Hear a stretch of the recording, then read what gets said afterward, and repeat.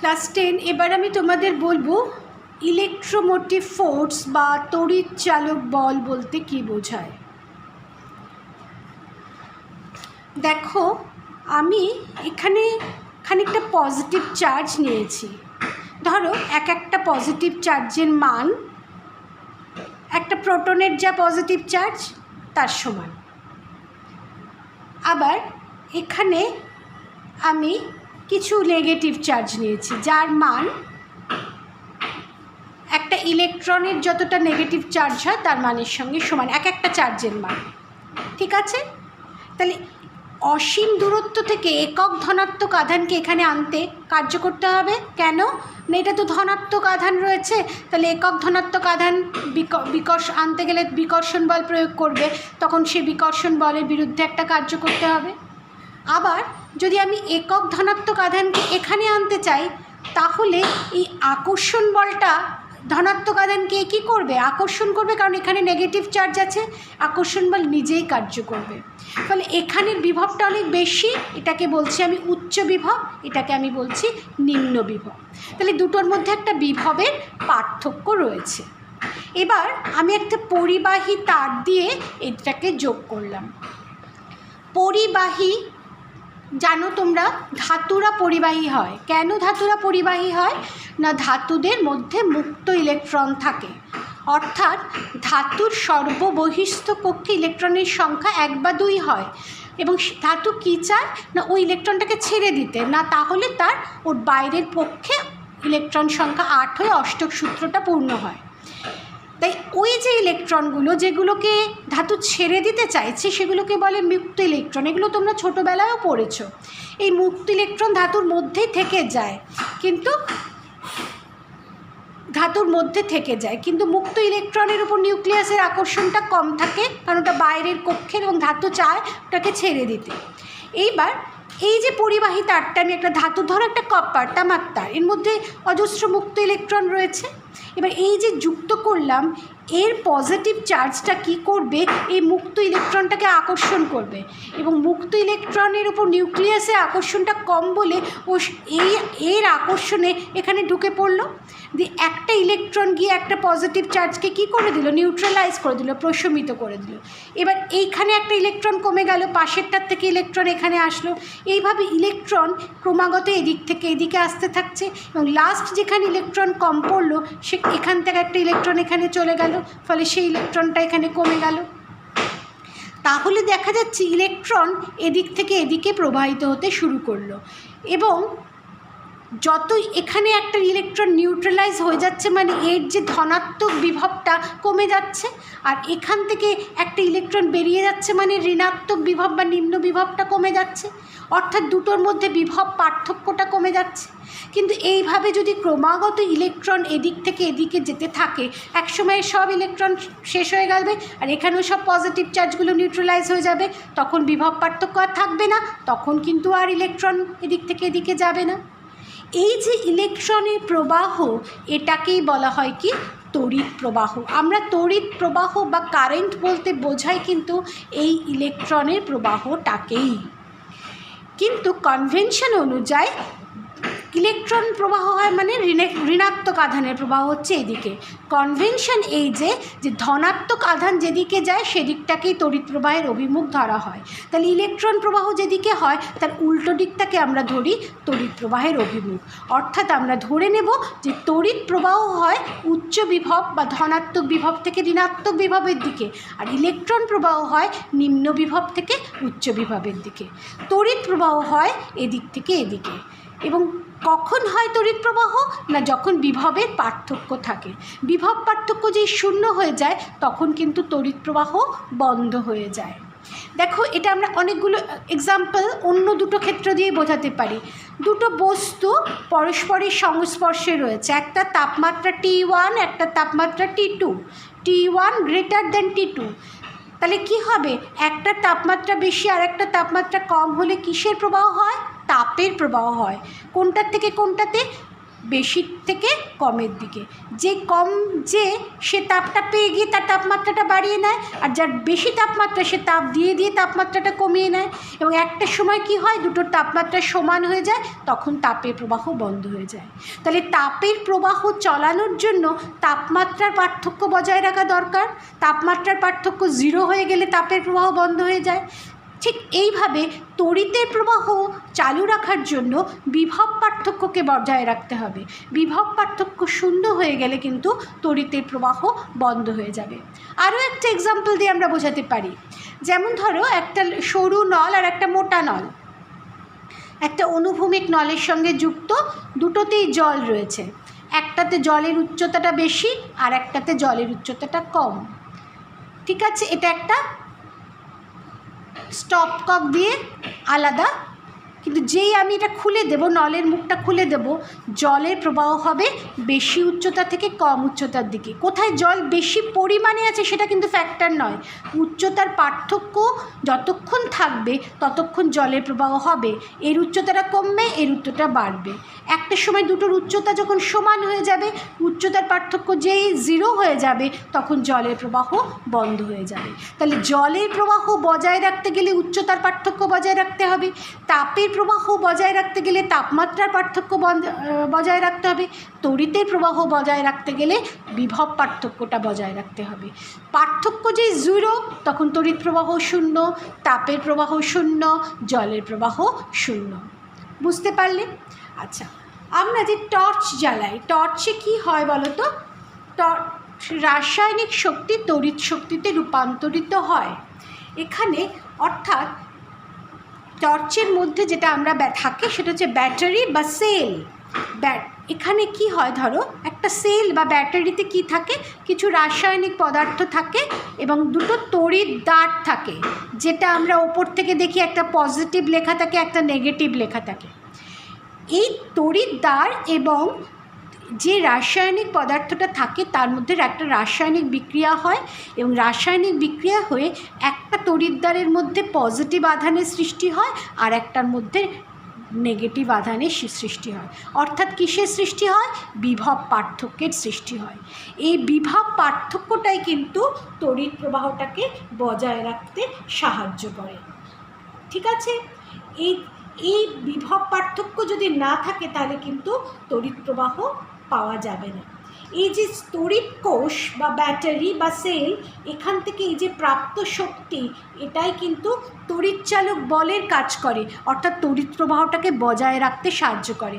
তড়িৎচালক বল কিন্তু একটা শক্তি যেটা তড়িৎ প্রবাহটাকে বজায় রাখে। এই যে বিভব পার্থক্য, এই যে এটা হচ্ছে একটা শক্তি। একটা আধানকে আর একটা আধানকে নিয়ে যেতে, এক জায়গা থেকে আরেক জায়গায় যেতে গেলে যে কার্যটা করতে হচ্ছে সেটাই তো শক্তি। ফলে এই যে শক্তিটা, এই শক্তিটাই কিন্তু তড়িৎ শক্তিতে রূপান্তরিত হয়। তাহলে তড়িৎচালক বল বা ইলেকট্রোমোটিভ ফোর্স, কথাটার মধ্যে ফোর্স কথাটা রয়েছে, এটা কিন্তু কোনো বল নয়, এটা হচ্ছে তড়িৎ শক্তি। এই রাসায়নিক শক্তি কিন্তু এই তড়িৎ শক্তিটা সৃষ্টি করে, এবং যার ফলে আমি যদি এটাকে একটা পরিবাহী তার দিয়ে যোগ করে দিই, তখন কি হবে, এখান থেকে এখানে আধান ইলেকট্রন যাবে এদিক থেকে এদিকে, আর তড়িৎ প্রবাহ হবে এদিক থেকে এদিকে। ঠিক আছে, এই সেল বা ব্যাটারিকে আমরা যখন সার্কিটে আঁকি তখন কি করি বলো তো? দুটো সমান্তরাল সরল রেখা আঁকি, একটা বড় একটা ছোট, এরকমভাবে রাখি। বড়টাকে বোঝানো হয় প্লাস সাইন দিয়ে, এটা উচ্চ বিভব, ছোটোটাকে বলা হয় নিম্ন বিভব বা ঋণাত্মক বিভব, এটাকে নেগেটিভ সাইন দিয়ে। মানে এই যে এইটা হচ্ছে, এই জিনিসটা হচ্ছে পজিটিভ, আর এইটা হচ্ছে, এই যে এইটা হচ্ছে পজিটিভ আর এটা হচ্ছে নেগেটিভ। যে সেলটা তুমি বাড়িতে ব্যাটারিটা ব্যবহার করো সেটার ভেতরটা এইরকম থাকে, আমরা তো দেখতে পাই না, আমরা শুধু ওপরটা এরকম দেখতে পাই, প্লাস আছে একটা, মাইনাস আছে। এইটা হচ্ছে এইভাবে সার্কিটে যখন আঁকি এইভাবে, আর এইটা হচ্ছে পরিবাহী তার দিয়ে যুক্ত করা থাকে। ঠিক আছে, এবার এইখানে তুমি যদি একটা আলো রাখো, বাল্ব রাখো, তখন কি হবে বলো তো? ইলেকট্রন কোন দিক থেকে কোন দিকে যাবে? ঋণাত্মক থেকে ধনাত্মকের দিকে। ঠিক আছে, আর তড়িৎ প্রবাহ হবে ধনাত্মক থেকে ঋণাত্মকের দিকে। এই যে তার মানে এদিক থেকে এদিকে যেই তড়িৎ প্রবাহ হবে তোমার এই বাল্বের আলোটা কী হবে, জ্বলে উঠবে। অর্থাৎ এই যে ব্যাটারির রাসায়নিক শক্তি সেই তড়িৎ শক্তিতে রূপান্তরিত হলো এবং সেই তড়িৎ শক্তির সাহায্যে আমরা এই বাল্বের আলোটা পেলাম। ঠিক আছে, এবার তোমরা দেখো এই যে ঋণাত্মক বিভব যেটা আমি বলছিলাম যে ইলেকট্রনটা এদিক থেকে এদিকে যায়, তার মানে এখানে এটা ঋণাত্মক বিভব, তো এই যে এইটা এখানে নেগেটিভ চার্জ আছে, এই যে ইলেকট্রনটা এদিক থেকে আসবে এই অবধি যাবে, তাই না, এখান থেকে এদিকে যাবে। কিন্তু ইলেকট্রনটা যখন কোষের ভিতরে এখান থেকে এখানে যাবে তখন কিন্তু এই দিকে কী চার্জ, নেগেটিভ চার্জ, একটা বিকর্ষণ বল ক্রিয়া করবে।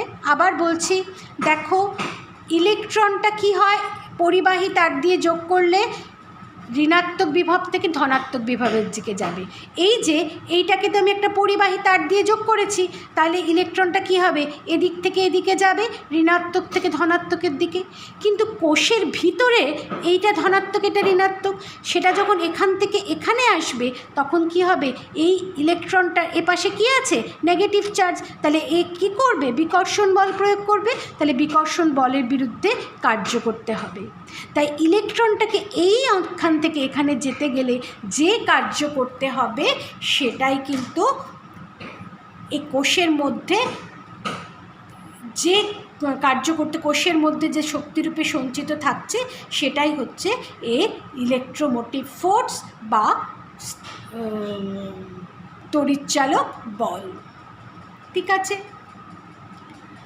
এখন আমি একটা ইলেকট্রন দিয়ে বলছি, আর আমরা এইমাত্র বললাম তড়িৎ প্রবাহের অভিমুখটা কি, আমরা ধনাত্মক আধান যেদিকে যায় সেদিকটাকে বলছি। তাহলে এটা আমি ইলেকট্রন দিয়ে বোঝাচ্ছি, কিন্তু আসলে ধনাত্মক আধান এদিক থেকে এদিকে যাচ্ছে, ইলেকট্রন এদিক থেকে এদিকে যাচ্ছে, মানে ধনাত্মক আধান এদিক থেকে এদিকে যাচ্ছে। তাহলে এই ধনাত্মক আধানটাকে ভেতরে ঢুকতে গেলে, এতে পেপাস থেকে এখানে আসতে গেলে একটা কার্য করতে হবে, কারণ এ বিকর্ষণ বল প্রয়োগ করছে। সেই কার্যটাই এখানে যে শক্তিরূপে সঞ্চিত হচ্ছে এটাই হচ্ছে এখানকার তড়িৎচালক বল বা ইলেকট্রোমোটিভ ফোর্স। ঠিক আছে, তাহলে ইলেকট্রোমোটিভ ফোর্সের একক হচ্ছে ভোল্ট, যেমন বিভব প্রভেদের এককও হচ্ছে ভোল্ট, এখানেও হচ্ছে 1 ভোল্ট। তাহলে 1 ভোল্ট ইলেকট্রোমোটিভ ফোর্স বা তড়িৎচালক বল বলতে কি বোঝায়, যে কোষের মধ্যে এক একক ধনাত্মক আধানকে বা 1 কুলম ধনাত্মক আধানকে ঋণাত্মক মেরু থেকে ধনাত্মক মেরুতে যেতে যে কার্য করতে হয় সেটা যদি 1 জুল হয় তাহলে দুটোর মধ্যে বিভব পার্থক্য হচ্ছে 1 ভোল্ট। দেখো আমরা এইমাত্র দেখেছি W = V/Q, তাই তো, বা V = W/Q একটু আগে আমরা দেখেছি। তাহলে V = যদি W/Q হয় তাহলে V হচ্ছে ভোল্ট একক, 1 ভোল্ট, এটা হচ্ছে 1 জুল, এটা হচ্ছে 1 কুলম। তাহলে 1 ভোল্ট তড়িৎচালক বল বলতে কি বোঝায়, 1 কুলম ধনাত্মক আধানকে কোষের ভেতরে ধনাত্মক মেরু থেকে ঋণাত্মক মেরুতে যেতে গেলে যদি 1 জুল কার্য করতে হয় তাহলে দুটো তড়িৎদ্বারের মধ্যে যে বিভব পার্থক্য সেটাকেই বলা হয় দুটো 1 ইলেকট্রোমোটিভ ফোর্স বা 1 ভোল্ট তড়িৎচালক বল। আবার বলছি, কোষের ভিতরে 1 কুলম ধনাত্মক আধানকে ধনাত্মক মেরু থেকে ঋণাত্মক মেরুতে গেলে যেতে যদি 1 জুল কার্য করতে হয় তাহলে দুটোর মধ্যে বিভবের যে পার্থক্য তাকেই বলা হয় কি 1 ভোল্ট ইলেকট্রোমোটিভ ফোর্স বা তড়িৎচালক বল। বুঝতে পারলে? তাহলে এই তড়িৎচালক বলটা যতক্ষণ থাকবে ততক্ষণই কিন্তু এই কারেন্টটা যাবে। আমরা বলি না যে ব্যাটারিটা শেষ হয়ে গেছে, মানে এখানে তো রাসায়নিক শক্তি পজিটিভ আর নেগেটিভ চার্জটা তৈরি করছে বা বিভব পার্থক্যের সৃষ্টি করছে বা তড়িৎচালক বলের সৃষ্টি করছে। যেই রাসায়নিক অনেক দিন ধরে ব্যাটারিটা চলতে চলতে রাসায়নিক যে উপাদানগুলো আছে সেগুলো আস্তে আস্তে নষ্ট হয়ে যায়, তখন আর সেভাবে চার্জ তৈরি হয় না, তখন আমরা আর কারেন্টটা পাই না, অর্থাৎ ইলেকট্রোমোটিভ ফোর্সটা তৈরি হয় না, আর আমরা বাইরে কোনো কারেন্টটা পাই না, তখন আমরা বলি ব্যাটারিটা শেষ হয়ে গেছে। বুঝতে পেরেছ? এবার আমরা দেখলাম তড়িৎ আধানের যে প্রবাহ, ইলেকট্রনের প্রবাহকেই বলা হয় তড়িৎ প্রবাহ। আর তার উল্টো দিকে, উল্টোভাবে বলতে পারি, ধনাত্মক আধানের যে প্রবাহটা তাকেই বলা হবে তড়িৎ প্রবাহ। ইলেকট্রন যেদিকে প্রবাহিত হয় তার উল্টো দিকটাকে আমরা তড়িৎ প্রবাহের অভিমুখ বলি। ঠিক আছে, ধরো এই পরিবাহী তারটার মধ্যে দিয়ে তড়িৎ প্রবাহ হচ্ছে। পরিবাহী তারটাকে যদি আমি একটুখানি বড় করে আঁকি, মানে আর একটু মাইক্রোস্কোপিক ভিউ দিই, তাহলে তারটা এরকম। যদিও আমরা খুব সরু তারই দেখি, কিন্তু আমরা যদি মাইক্রোস্কোপ দিয়ে দেখি এরকম তারটার এরকম ধরো প্রস্থ হচ্ছে। ঠিক আছে, আচ্ছা, যদি এই 1 সেকেন্ডে এই তারের কোনো একটা প্রস্থচ্ছেদের মধ্যে দিয়ে যতটা তড়িতাধান যায় তাকেই বলা হয় তড়িৎ প্রবাহ মাত্রা। এই যে তারের এই একটা প্রস্থচ্ছেদ, হ্যাঁ, তার মধ্যে দিয়ে 1 সেকেন্ডে যতটা আধান যাবে সেটাই হচ্ছে প্রবাহ মাত্রা। এখন 1 সেকেন্ডে না গিয়ে যদি আমি টি সেকেন্ডে দেখি, টি সেকেন্ডে যদি কিউ কুলম্ব আধান যায়, কিউ কুলম্ব আধান ধরো টি সেকেন্ডে এই প্রস্থচ্ছেদটার মধ্যে দিয়ে যায়, তাহলে টি সেকেন্ডে গেল টি সেকেন্ডে গেল কিউ কুলম্ব আধান। তাহলে 1 সেকেন্ডে কতটা আধান যাবে? কিউ/টি, টি কুলম্ব আধান। তাহলে এইটাকেই বলবো আমরা তড়িৎ প্রবাহ মাত্রা। তড়িৎ প্রবাহ মাত্রাকে যদি আমি আই দিয়ে ডিনোট করি, তাহলে I = Q/T। এই আই এর একক বা তড়িৎ প্রবাহ মাত্রার একক তোমরা জানো অ্যাম্পিয়ার। অ্যাম্পিয়ার। কিউ এর একক কি এসআইতে? কুলম্ব। অ্যাম্পিয়ার ও এসআই একক, টি হচ্ছে সেকেন্ড। তাহলে আমরা কি বললি, এটা যদি 1 কুলম্ব হয়, এটা যদি 1 সেকেন্ড হয়, তাহলে এটা হবে 1 অ্যাম্পিয়ার। তাহলে আমরা কি বলবো, তারের কোনো একটা পরিবাহী তারের কোনো একটা প্রস্থচ্ছেদের মধ্যে দিয়ে 1 সেকেন্ডে যদি 1 কুলম্ব আধান যায়, 1 সেকেন্ডে যদি 1 কুলম্ব আধান যায়, তাহলে প্রবাহ মাত্রা কি হলো? 1 অ্যাম্পিয়ার। ঠিক আছে, তাহলে 1 অ্যাম্পিয়ার = 1 কুলম্ব পার সেকেন্ড। তোমাদের বইতে উদাহরণ 1 এবং উদাহরণ 2 দিয়ে দেখবে, তোমাদের বইতে দুটো অঙ্ক করা আছে, তোমরা একটুখানি দেখো। একটা প্রথম অঙ্কটাতে তোমাদের কিউ বলে দিয়েছে, টি বলে দিয়েছে, আইটা বার করতে দিয়েছে। ঠিক আছে, আর দ্বিতীয় অঙ্কটাতে তোমাদের আই বলে দিয়েছে, টি বলে দিয়েছে, কিউটা বার করতে হয়েছে। হ্যাঁ, তাহলে এবং কিউটা মোট কত আধান বার করতে হবে, এবং একটা ইলেকট্রনের আধানকে দেখো আমি বলে দিচ্ছি অঙ্কটা কি বলেছে তোমাদের, যে কোনো পরিবাহীর মধ্যে দিয়ে 3.2 অ্যাম্পিয়ার প্রবাহ মাত্রা চলছে, অর্থাৎ প্রবাহ মাত্রা আই কত বলেছে? 3.2 অ্যাম্পিয়ার প্রবাহ মাত্রা, আর সময়টা বলেছে টি সেকেন্ড। তাহলে কিউটা বার করতে দিলে দেখো I = Q/T, তাহলে কিউ = কি? I × T, মানে সময়টা 10 সেকেন্ড। তার মানে এটা ইন্টু এটা করলে 32 কী হবে? কুলম্ব। 3.2 × 10 কত হবে? 32 কুলম্ব। এবার বলছে যে পরিবাহীর কোনো প্রস্থচ্ছেদের মধ্যে দিয়ে কতগুলো ইলেকট্রন প্রবাহিত হচ্ছে। তার মানে পরিবাহী প্রস্থচ্ছেদের মধ্যে দিয়ে কতগুলো যাচ্ছে ইলেকট্রন 1 সেকেন্ডে? 10 সেকেন্ডে কটা ইলেকট্রন যাচ্ছে? কত আধান যাচ্ছে? 32 কুলম্ব। কিউ = কি? 32 কুলম্ব। তার মানে পরিবাহী প্রস্থচ্ছেদের মধ্যে দিয়ে টি সেকেন্ডে বা 10 সেকেন্ডে কতগুলো আধান যাচ্ছে?